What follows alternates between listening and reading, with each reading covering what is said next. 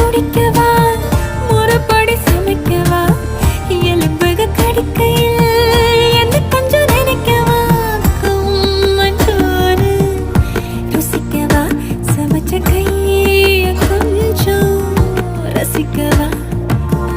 முடக்கத்தான் ரசம் வச்சு முடக்கத்தான் பாக்குறேன்